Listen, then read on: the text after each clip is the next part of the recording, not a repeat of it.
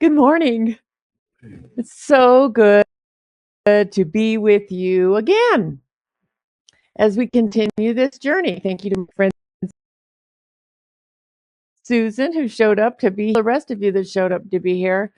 I think it would be down into this idea of embracing something new. Would that be all right? How many of you are interested in embracing something new? Yeah, it's easy sometimes.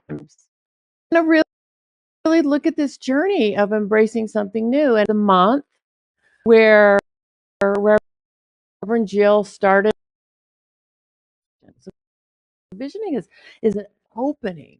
And we sat in that question. And I was here with Jill and with several of you for that visioning, where we start opening up to that. And if anybody's ever been through visioning process or even the journey of creation, we know that it doesn't just always pop in like I had that vision and oh, next week there it is. There it is. It's typically visioning typically leads us on a spiritual transformation.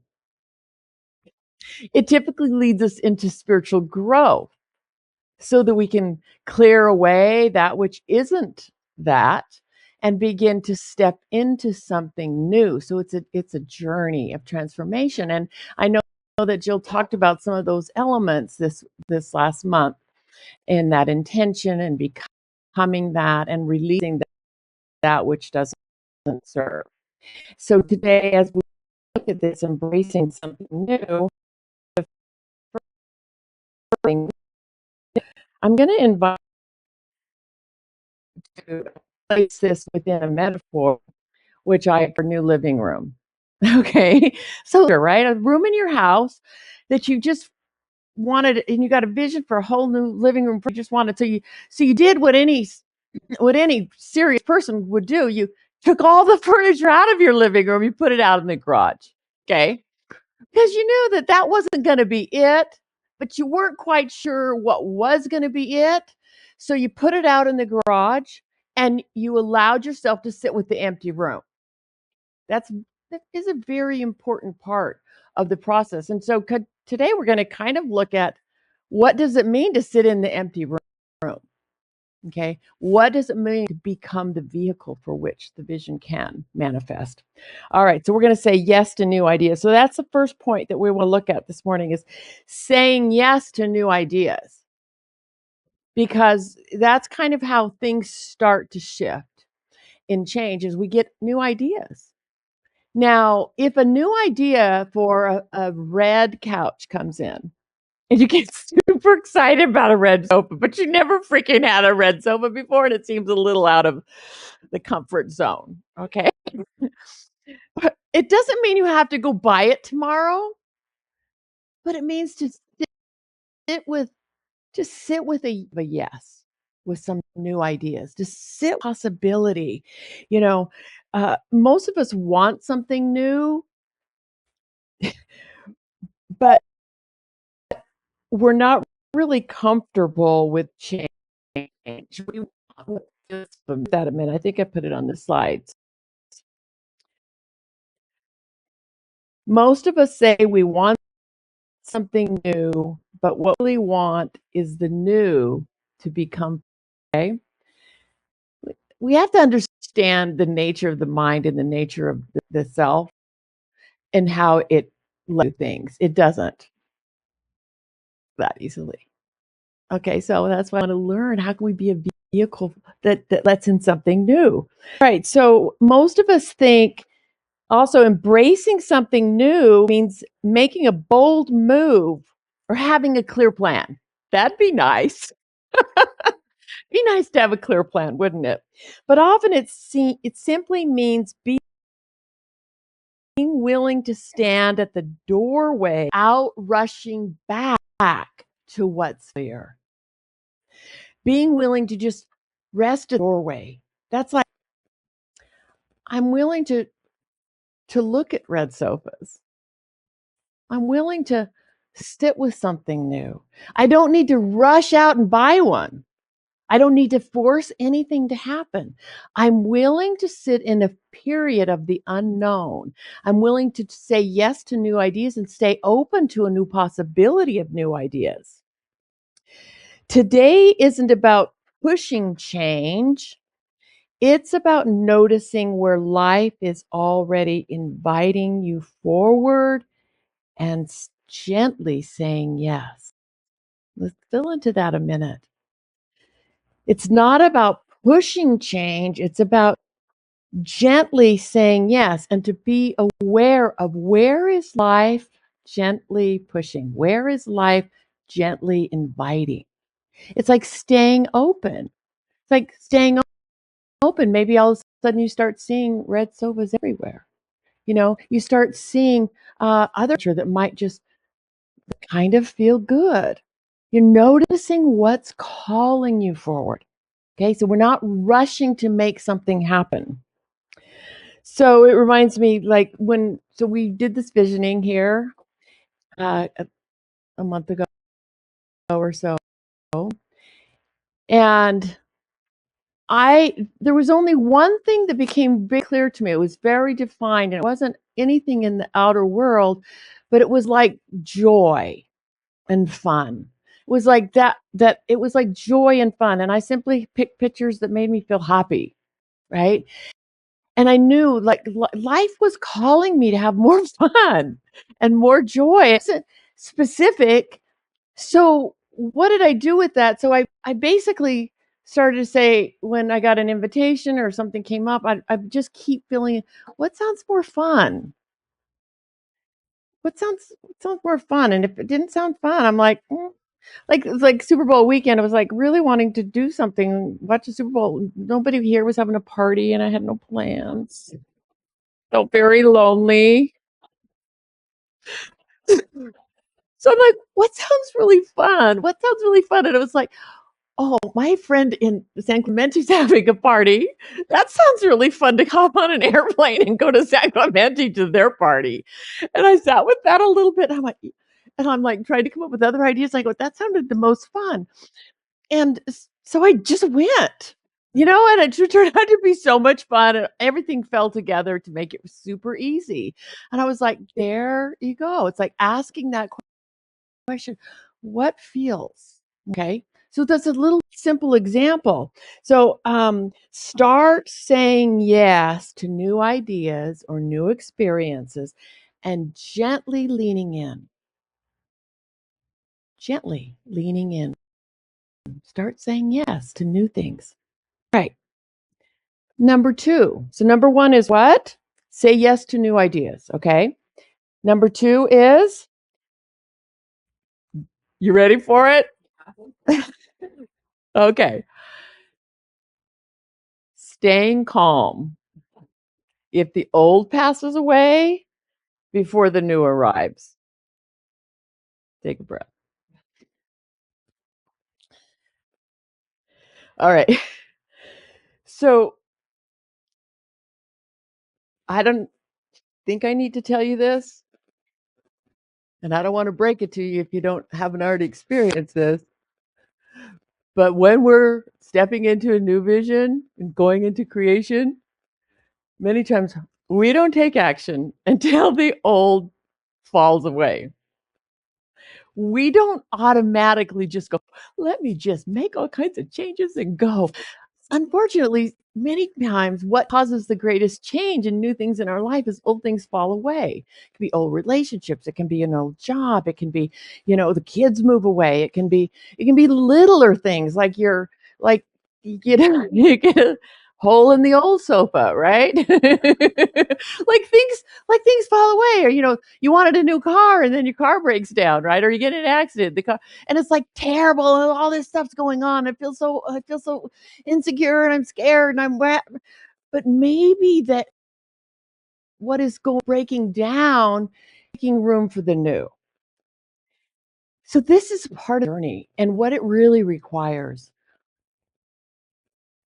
are skills to regulate the nervous system, because automatic nervous system responses are what cause stress. And whenever there's change, there is a neurological thing that happens triggered by the brain that reacts in fight or flight and causes stress and anxiety in the body. Okay, so Say, thank you, body.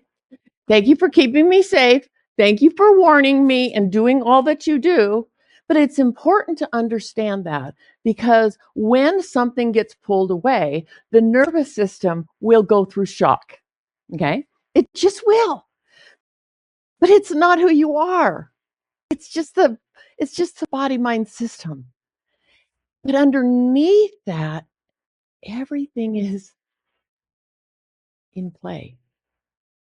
Everything is working towards the unfoldment of the divine vision. And it calls us into deeper spiritual practice. That is why we grow in the middle of this shift and change to become the new entity that can attract and bring in the new experience. All right. So,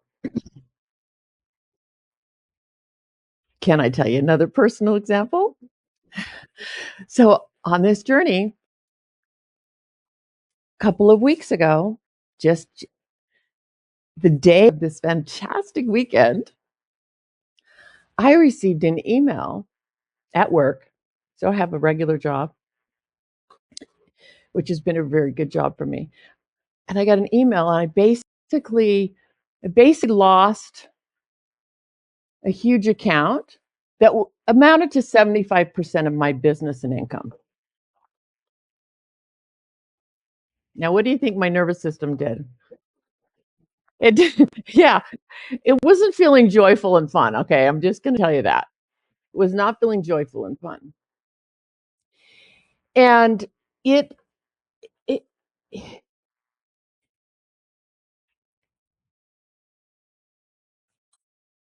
I I knew enough to know that my very first and my work over the next week or two would be to stabilize my nervous system.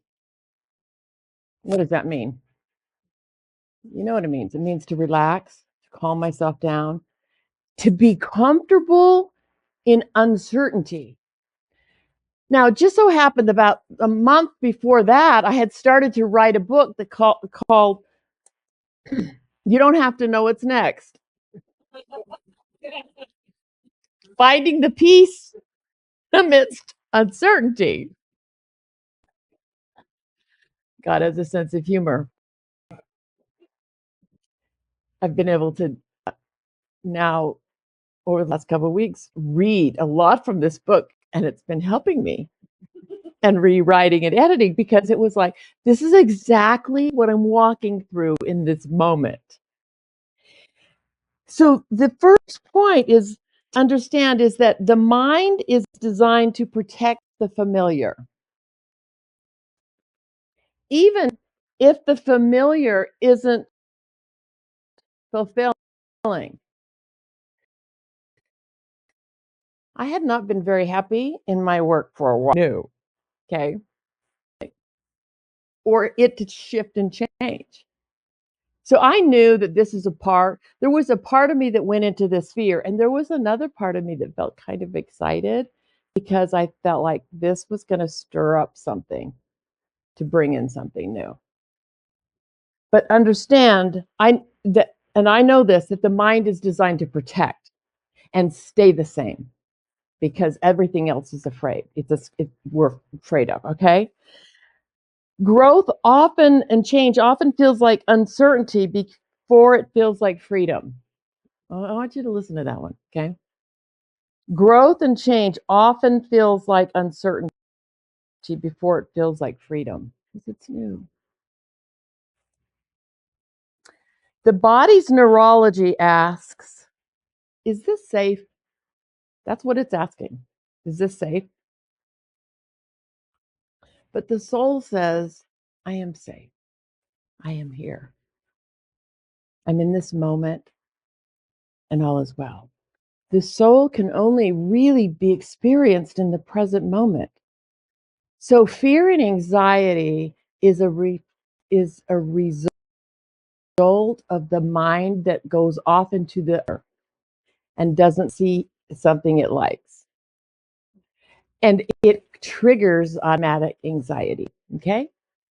So those habituated patterns of going off into the future, like this Friday's going to be fun and this is going to happen and there's my money and this is my persons and this is my, and then if that's not filled with something, we get uncomfortable. But this is a new pattern and a new training to how can I sit in the middle of uncertainty and still be peaceful.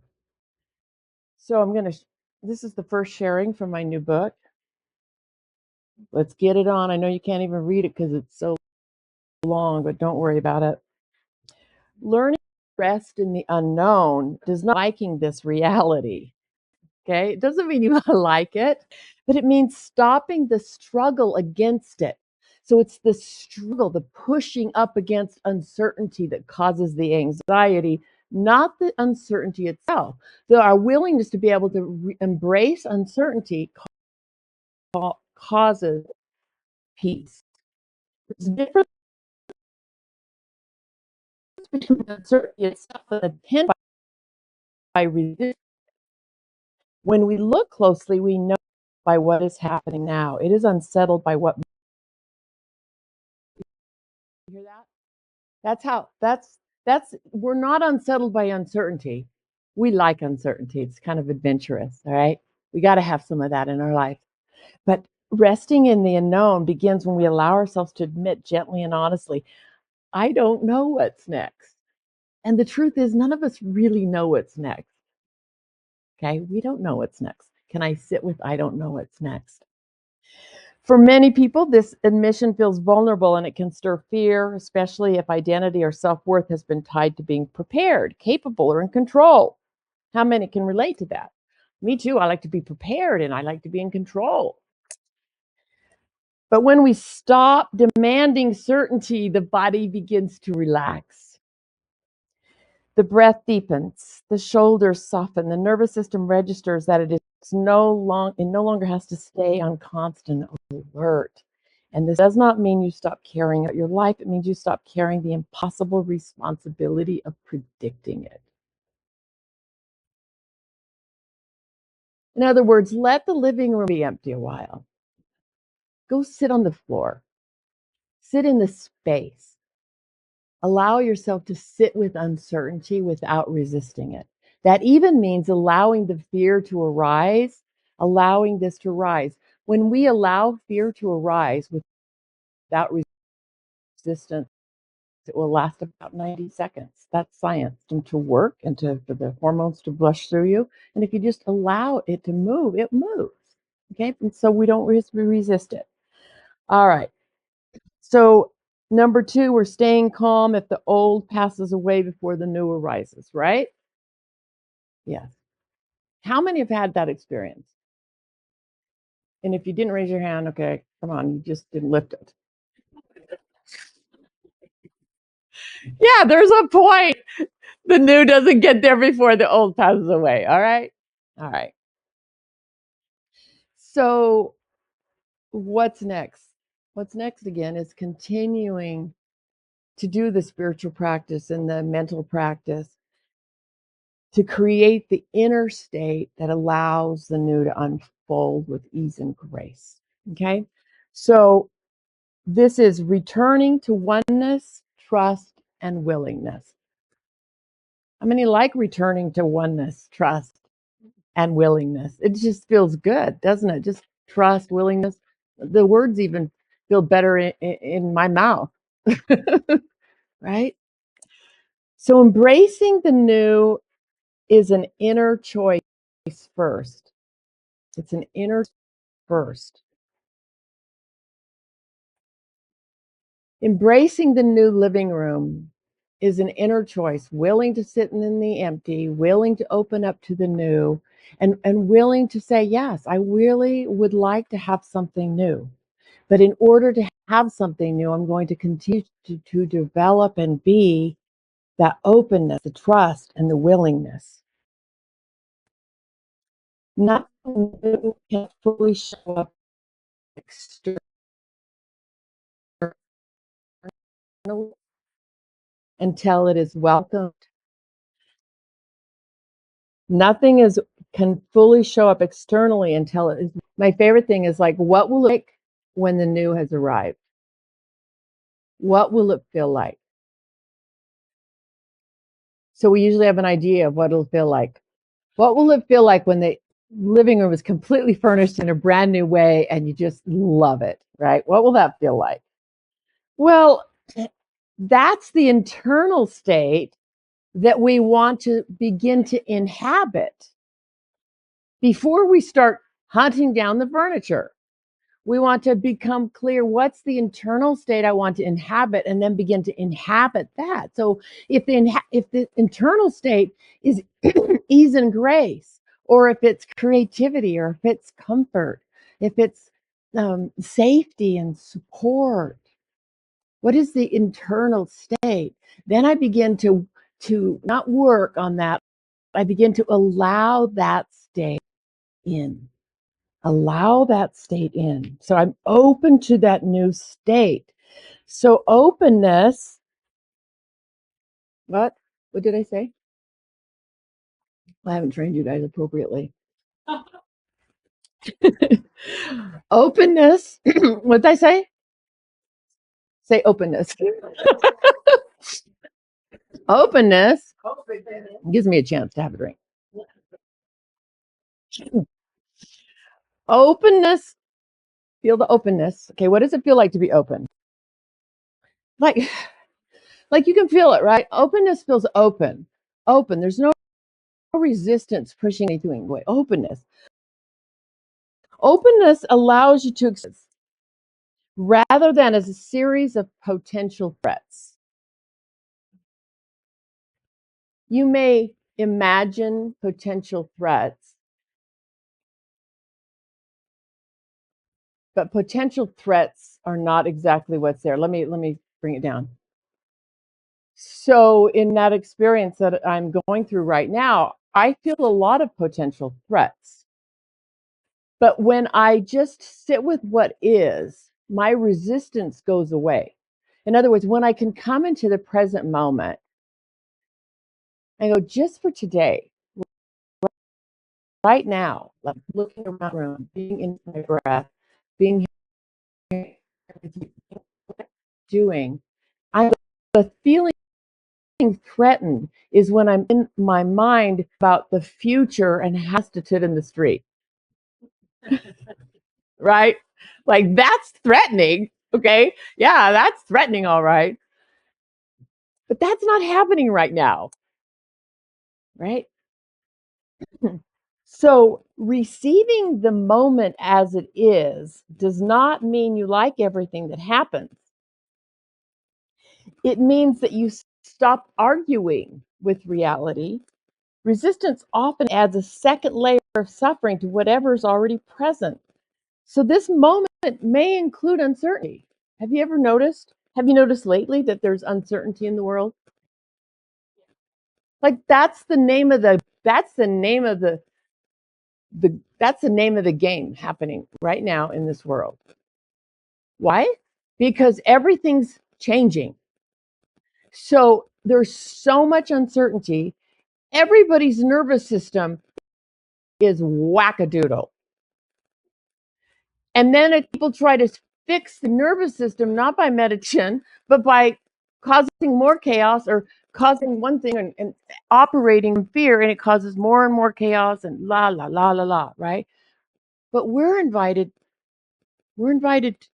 to sit with uncertainty. Don't expect it to go away immediately. How can I be in the middle of uncertainty and still be at peace?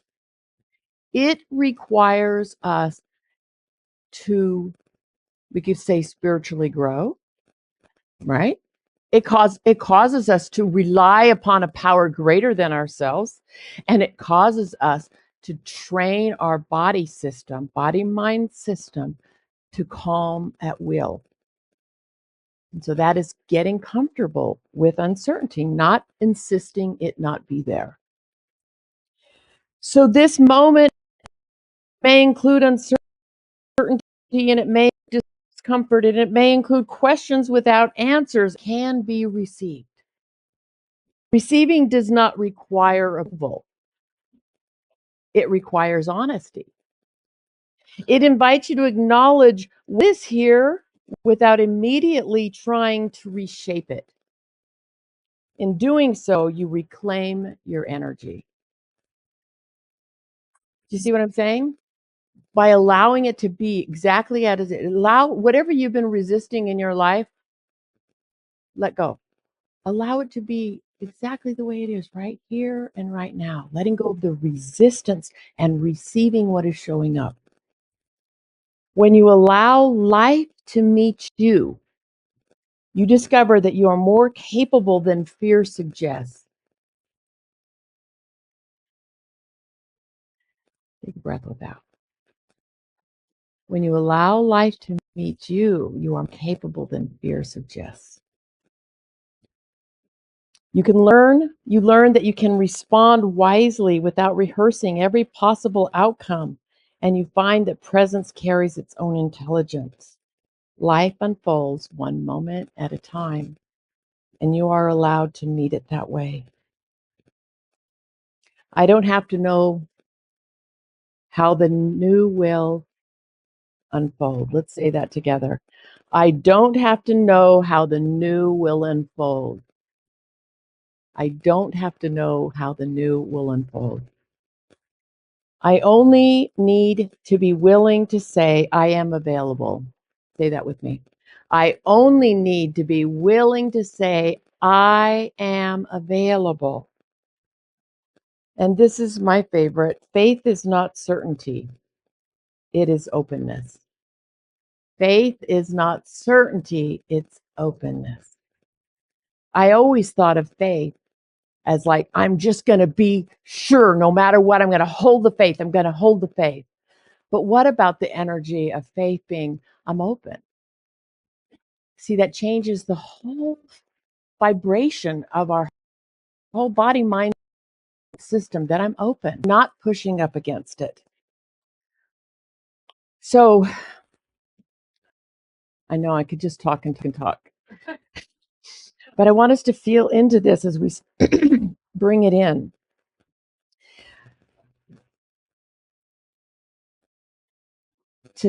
To welcoming the new. Welcoming the new.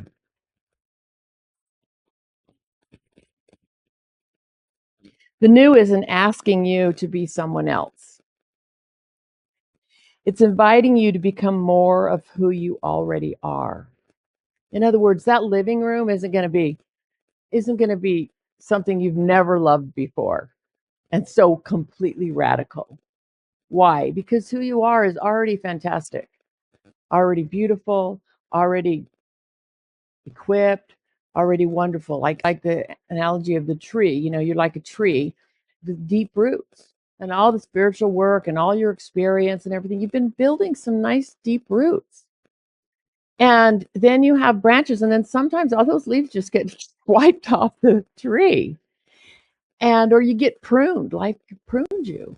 But what grows back are new branches and new leaves. But they didn't come from nowhere. They came out of the depth and out of the wisdom and out of the awakening that you already are. You have within you everything that is needed.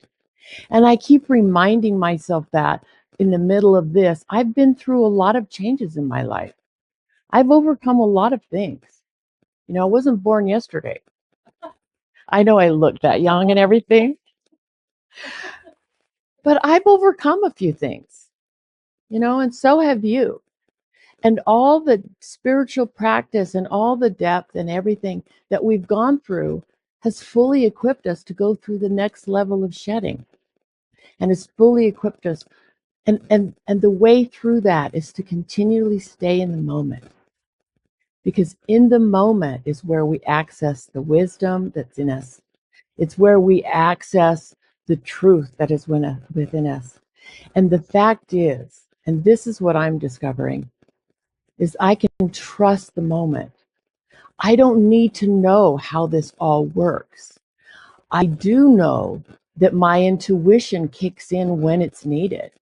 I do know when there's a yes pulling me here. I do know that it's okay for me to ask a lot of questions, to knock on doors, and to, you know, I'm doing some work out there to like, am I bringing this back? Am I looking for something new? I see, and I've seen lots of opportunities, I know it's going to unfold something actually really, really fantastic, but I don't know what that is. And I'm learning to be with the discomfort and but know that my intuition will say yes when it's time to say yes and will say no when it's time to say no. To follow the yes and to follow the no's. We actually have enough inside us to do that. We may not have all the pictures, but we know if we shop for a blue couch and our body says, mm-mm, that's that's all we need to know in that moment. And if we're shopping for a red couch and our body goes alive, that's a yes. And we can lean into it a little bit. So following intuition is the way that we start welcoming in the new. I'm going to invite you, if you would, to close your eyes for just a moment. And I want you to imagine that you're standing at a doorway.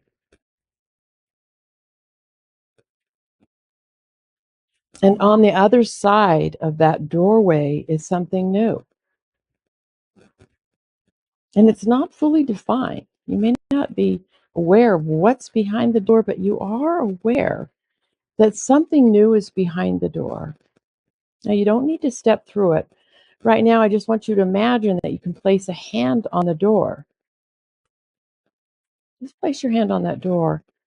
What would it feel like to say yes without knowing all the details? What are you willing to welcome now?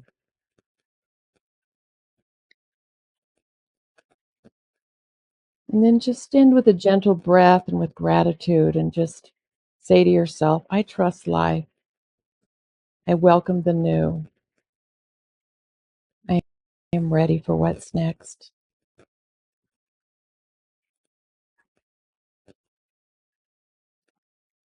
As you come back,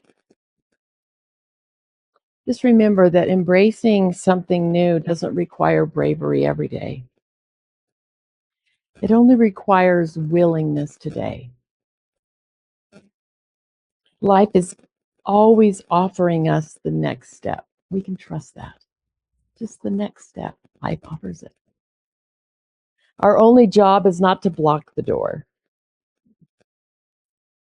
So take a breath. You can continue to close your eyes and feel into this energy of trust. And say after me, I trust life. I trust life. I welcome the new. I welcome the new. I am ready for what's next. I am ready for what's next. I am here. I am here. I am present. I am more than enough. I am. So, in this energy and in this presence and in this deep and holy moment where we feel the breath move our bodies, we feel the ground underneath our feet, and we feel the chair that supports us, we remember that we are so eternally supported on this journey. There's one infinite life, one power, one intelligence, one love, one divine experience that we may call God or spirit or life or the universe. But there is one, and it is all that there is, and it is in and through all of creation, and it is in and through me. It is in and through this very experience of shift and change. It is right here within every and every one. And so as I take a breath, I'm reminded I am here. I am safe. I am excited. I am well. I know that this presence and this power is absolutely taking charge. guiding, and I am aligning with that vision that was planted, that vision that was planted came from the divine mind of God. And I simply am here to lean into it and to say yes to it and to continue to allow it to unfold with ease and grace and complete support. I'm so grateful to know that. I'm so grateful to witness and so grateful for community and grateful for one another that we can walk on the path of transformation together. For this and so much more, I am so very grateful. I just release this. I just simply release it and I let it go. That I live right here in the here and now. And that is enough. That is more than enough. All is well. And so it is.